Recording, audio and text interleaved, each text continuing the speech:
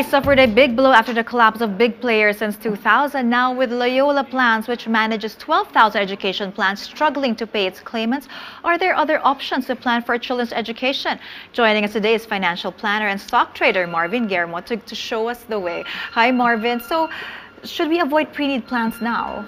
In general, if you look at how they would structure it, it's the investments where they would put your money would be sometimes in illiquid assets. So similar to what happened now, they had a hard time liquidating the assets that they had because they were in real estate to pay it out. And we've seen it also in the past. Some of the investments where they would put the money are in highly volatile or risky investments, which if it doesn't pan out for them, investors or people who place their money there may have the chance to lose their money also. So we need to look for another alternative. So how do we then plan for the education of our children? Okay, for me it starts first with them mapping out their finances also, because when they know if they have kids at 8 years old, they would go to college at 18.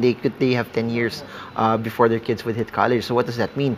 They can be more aggressive also in where they could put their money. It's different when you're investing with 5 or 2 years left before your kids would go to college. The further they are before they hit college, the more aggressive you could be. So that's where the stock market comes in, and that's where equity funds, which are more which would give you growth, would give you a bigger upside later on. So when should you start?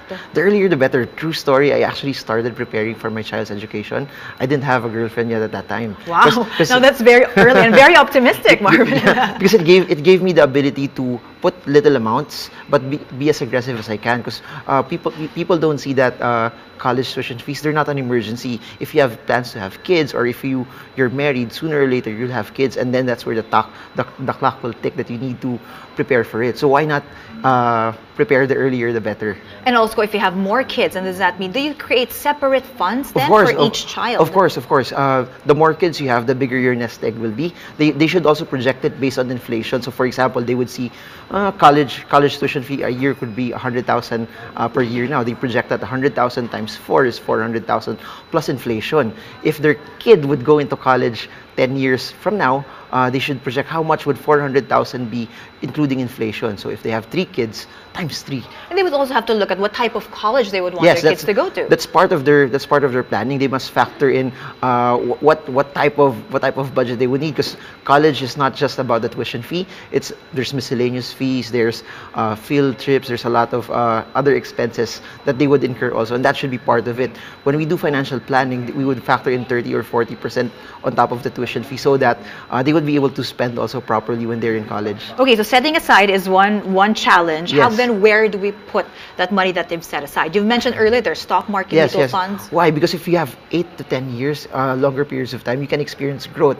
When you invest your money there, given the fluctuations that the stock market has, it would still show you that investing in the stock market would give you yields that are much better than. But won't that be too dangerous? I mean, you're talking about education of your kids here, and you're going to gamble it in the stock market. That's where it makes it amazing. Why? Because the longer the period, the more aggressive you can be with it. And if you put steady amounts on a regular period of time, studies have shown already that it would still outperform it. You could still earn over a period of time. And then at less than 5 years, you're saying go to mutual funds. If less than 5 years, it depends.